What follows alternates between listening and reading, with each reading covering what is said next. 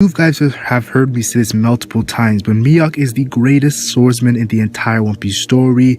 And I've always said that the fact that pirates' main weapons in real life and in the series of One Piece is mostly swords, you gotta give some respect to Mihawk. I've always said Mihawk's a very powerful character and a very underrated character when it comes to his power, because maybe his warlord position, or because we haven't really seen him gone all out. We just seen him in a couple moments from Marineford. But there's been a huge speculation that Mihawk isn't truly the greatest swordsman, and one of the biggest reasons why people speculate this is Mihawk training Zoro. During the time skip, Zoro put his pride aside for his captain Monkey D. Luffy and begged Mihawk to train him, and that's one of the amazing moments for Zoro. I appreciate that moment. That's one of my top 5 favorite moments for Zoro to do that, and Mihawk was so surprised when he did it too. Like, what are you doing? Like, I'm the guy who's trying to surpass. How are you gonna ask the guy who's trying to surpass to train you? It just showcased that Zoro has put multiple times Luffy over his goal of surpassing, becoming the greatest swordsman. So definitely this moment, Mihawk training Zoro, them having a cool relationship for the 2 years, a lot of people have said that just because of these moments of him training Zoro, that he cannot be Zoro's final opponent when it comes to swordsmanship. And this is a huge speculation that Mihawk, maybe Oda did this because Mihawk isn't truly the greatest swordsman, and that's the huge reason why people think he's not the greatest swordsman. That's what I've seen. There's also the crazy theory that Shiryu of the Rain will actually kill Mihawk, and the theory starts off with Shiryu the Rain killing Jozu at the Payback War, taking his diamond fruit. And the reason why people think he takes Jozu's diamond fruit is because during the Zoro versus Mr. One fight, Mr. One says, "What are you gonna cut next? Diamond?" After Zoro just cut steel. So that's a foreshadowing moment right there. We know Oda is the king of foreshadowing. Then there's the whole situation of Mihawk passing away. A lot of people think it's gonna be in the Blackbeard War, helping out Shanks with the whole relationship between Shanks and Mihawk. And people think that if Mihawk dies, Zoro has to defeat an evil person instead of Mihawk, Shiryu the Rain, to become the greatest swordsman. But I personally gotta say this: I just don't feel this theory. I'll be honest here. I just don't see Shiryu the Rain being the final swordsman Zoro has to go over. Now, Shiryu the Rain might be a monster swordsman. We know his moniker, The Rain, kind of seems like he's been blacklisted from Wano or something like that.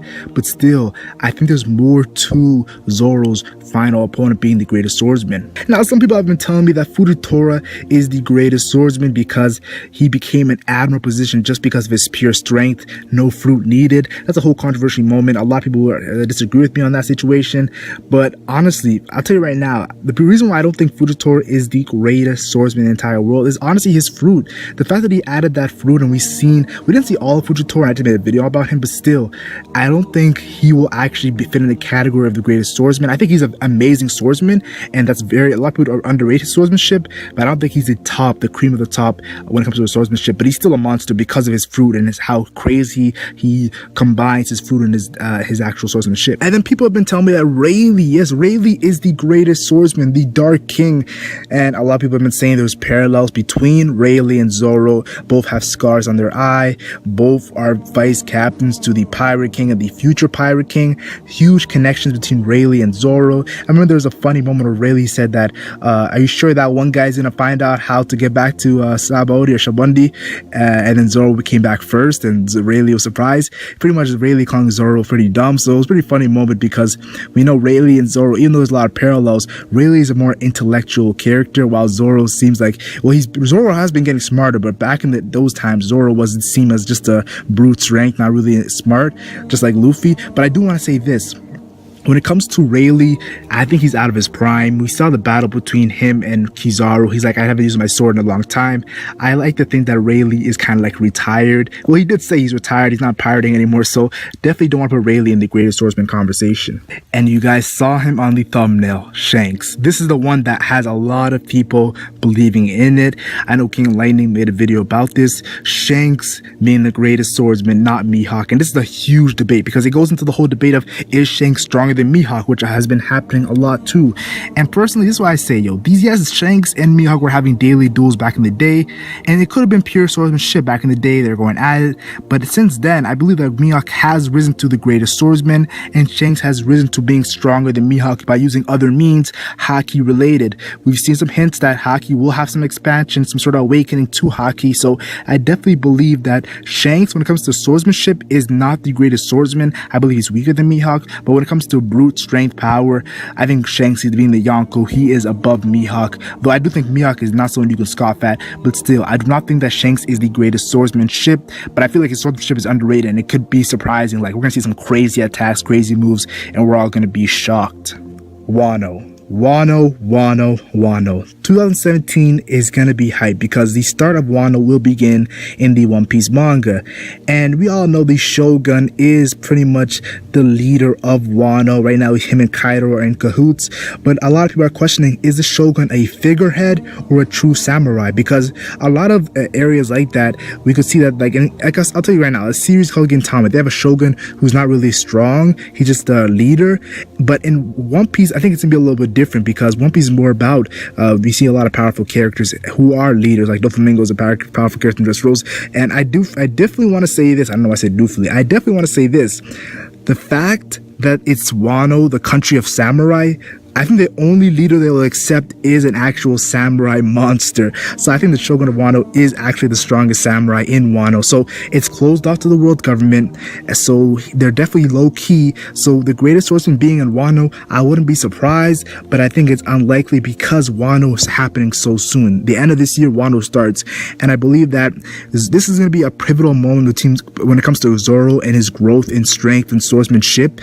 I think this is like the third, fourth of the One Piece journey where Zoro becomes close to his goal of being the greatest swordsman. And I think there's gonna be history here when it comes to Shiri the Rain, Mihawk, and many other characters, maybe Fujitora, but I just do not think that Shogun is the greatest swordsman.